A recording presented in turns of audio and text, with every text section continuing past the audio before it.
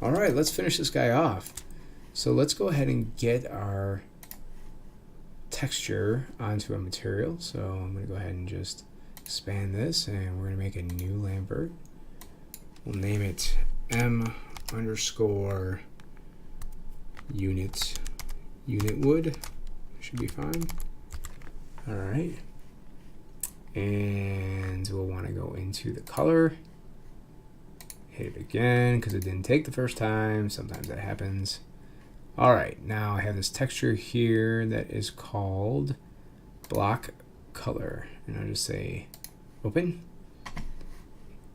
We've got that, and now we'll select this guy and right click and hold and go down to assign existing material, and we'll do the unit wood. And now if we hit, well, it looks like we already had our textures on. So looking at this, we can see that this obviously is not a good layout for this this texture. And sometimes you'll do custom textures just for object, but since this is such a generic object, it makes more sense to make like just a texture that you'll lay out all of your different objects onto. So that being said, I'm going to just do this. I'm going to grab all the faces here, and I'm going to take in account the grain of the wood, the direction the grain of the wood would go. So for this long type of wood, let's go ahead and just pull something out right here. You can see like the grain should be going kind of like this way, and then the cross cut would be at the ends. We can't see those ends right now, but take my word for it. All right, so I'm going to go ahead and I'm going to scale this a little bit. So just hit R on your keyboard, scale it like so. I'm going to rotate it, so let's just rotate it. My snaps are on, so it's rotating nice and snappy. And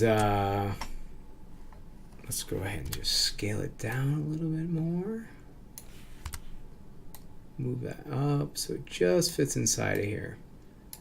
Now, I know I put these ends on here, but I'm actually going to want to tear these off, and I'm going to put them onto these ends over here because that's what I have these textures set up for. So you can see this says ends, this says angled sides, and this says sides. So I actually set this texture up so everything would kind of match up. So if I want to just pull this off, actually the easiest way is just to double click on this, on these edges here, and then just go cut.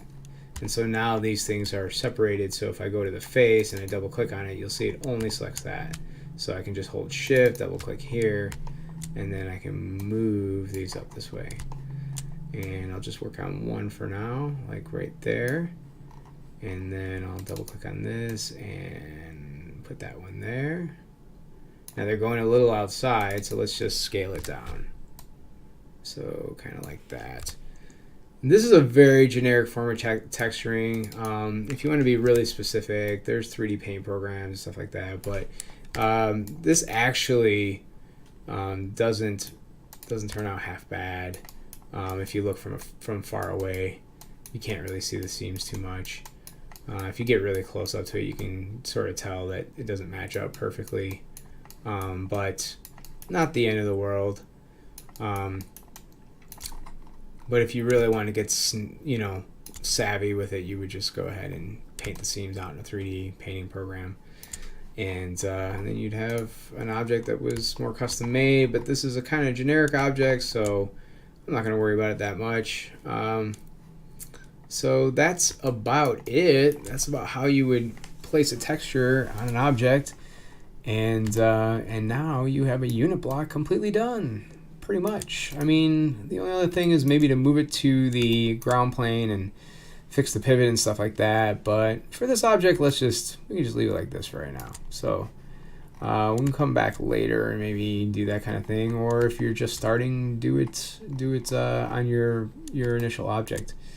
But I just was trying to keep it simple. So yeah, let's next get into the other objects, which is basically the same process, but we're just going to shape the objects differently. So see you in the next one.